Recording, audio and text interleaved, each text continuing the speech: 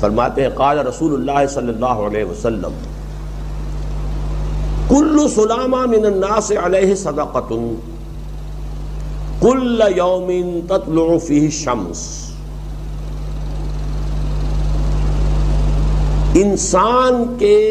انسانوں کے ہر جوڑ پر ایک صدقہ واجب ہے.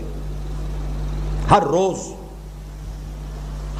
جو طلوع ہوتا ہے تو ہر جوڑ کا صدقہ. یہ انگلی کا جوڑ ہی اگر لاک ہو جاتا، آج صبح آپ اٹھتے ہو یہ لاک ہے تو کیا ہوتا؟ گھٹنا لاک ہو جاتا، کونی لاک ہو جاتی. صبح کو انسان اٹھے کہ میں بھلا چنگا ہوں. کل یوم تطلع فی الشمس، ہر دن جس میں کہ سورج جو ہے طلوع ہوتا ہے اس میں ہر جوڑ پر ایک صدقہ واجب ہے. اس کو شیخ سعدی نے بہت عمدگی سے کہا ہے. ہر سانس جب انسان کے اندر جاتا ہے موجب تقویت ہوتا ہے. آکسیجن گئی، قوت ملی، اسی کو برن کریں گے انرجی ملے گی. سانس باہر نکلتا ہے، یہ صفائی کا ذریعہ بنتا ہے. کاربن ڈائی آکسائڈ اور بہت سی چیزیں نکل گئی. بس بر ہر نفس 2 شکر واجب بس. ہر سانس پر 2 مرتبہ شکر کرنا چاہیے. ہر سانس اندر گیا موجب تقویت، باہر بنا موجب تنقیح. لہذا پس بر ہر نفس 2 شکر واجب ہے. تقریباً اسی طرح کا یہ معاملہ ہے. لیکن اب یہ کیسے صدقے ہوں گے؟ اس صدقے ہی کے جیسے کہ پہلے آ چکا ہے اسی کی یہ تعریف میں ہے. تعدل بین اثنین صدقۃ، 2 آدمیوں کے درمیان عدل کراؤ، فیصلہ کرا دو عدل کے ساتھ، یہ بھی صدقہ ہے. تعین الرجل فی دابتہ فتحملہ علیہا اور ترفع لہ علیہا متاعہ صدقۃ.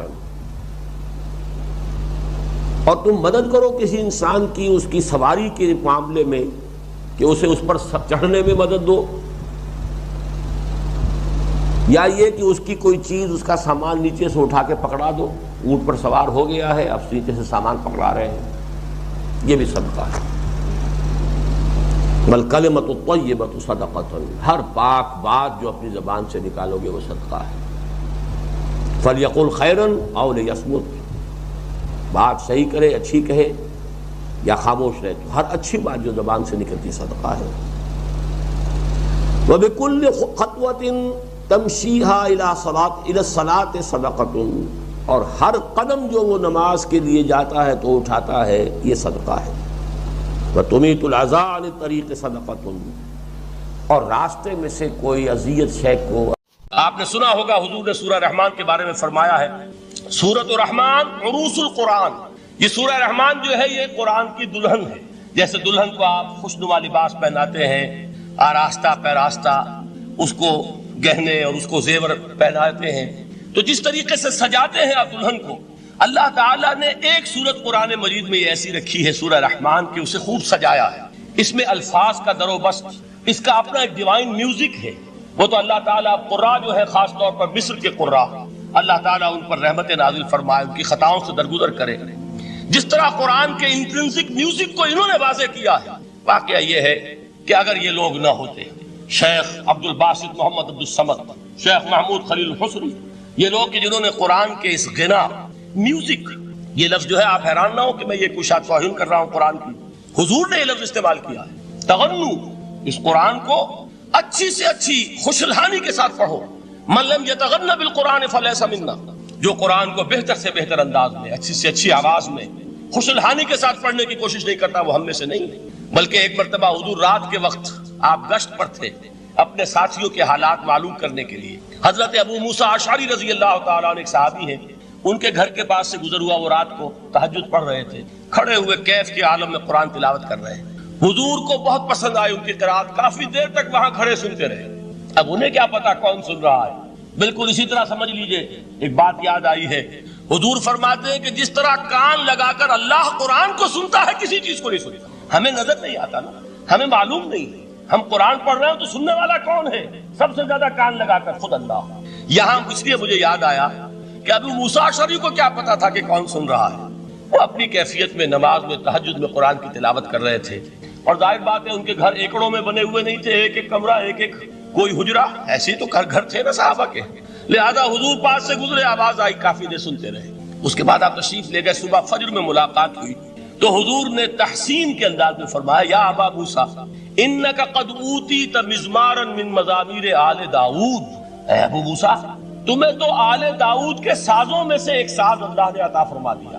جس طرح حضرت داؤد، لہن داؤدی مشہور ہے کہ جب وہ پچھلے پہر رات کو حمد کے ترانے الاپتے تھے، قرآن میں ہے کہ پرندے شامل ہو جاتے تھے ساتھ، اور پہاڑ وجد میں آتے تھے، پہاڑ بھی ان کے ساتھ شریک ہوتے تھے. تو جس طرح کا اللہ نے ان کو لہن عطا فرمایا تھا، حضور نے تحسین کے انداز میں فرمایا ہے ابو موسیٰ اشعری، اللہ نے تمہیں بھی آل داؤد کے سازوں میں سے ایک ساز عطا فرمایا.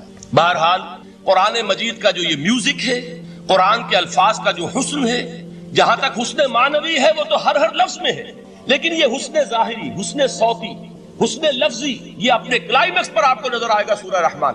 لیکن قرآن میں یہ سورت اس اعتبار سے بھی ممتاز ہے، اس کی 4 آیات پر ذرا توجہ کریں گے، عجیب حقائق سامنے آئیں گے. جہاں یہ قرآن مجید کے حسن صوت اور حسن لفظی کی معراج ہے، وہیں اس کی پہلی 4 آیات میں 4 چوٹی کی چیزوں کا ذکر ہے، سب سے اونچی چیز ہے. پہلی آیت کیا ہے؟ الرحمن. ایک آیت ہو گئی. رحمان کیا ہے؟ اللہ کا نام ہے. کبھی آپ نے غور کیا اللہ کے ناموں میں سب سے پیارا نام کون سا ہوگا؟ رحمان. کیوں؟ اس کا مادہ کیا ہے؟ رحمت. ہمیں سب سے بڑھ کر جس چیز کی ضرورت ہے وہ کیا ہے؟ رحمت خداوندی. نام اچھی طرح سن لیجئے اس حضور کے قول کو. حضور فرماتے کوئی شخص جنت میں مجرد اپنے عمل کی بنیاد پر داخل نہیں ہو سکے گا جب تک کہ رحمت خداوندی دستگیری نہ کرے. کسی صحابی نے بڑی ہمت اور جرأت کا ثبوت دیا کہ پوچھ لیا، کیا حضور آپ بھی؟ جب آپ نے فرمایا کوئی شخص داخل نہیں ہو سکتا جنت میں محض اپنے عمل کی بنیاد پر جب تک کہ رحمت خداوندی جو ہے وہ دستگیری نہ فرمائے. پوچھا گیا کیا آپ بھی؟ آپ نے فرمایا ہاں میں بھی. آپ انداز کیجئے کہ اگر محمد الرسول اللہ بھی رحمت خداوندی کے ضرورت مند ہوں تو تاب دیگراں چے رسد، ہماری تو سب سے بڑی ضرورت رحمت خداوندی. اب یہ رحمت جو ہے قرآن مجید میں اللہ تعالیٰ کی یہ شان 2 الفاظ کے ذریعے سے آتی ہے، رحیم اور رحمان. اور کوئی مادہ نہیں ہے جس سے 2 نام بنتے ہوں اللہ کا، لیکن یہ مادہ ہے واحد رحمت.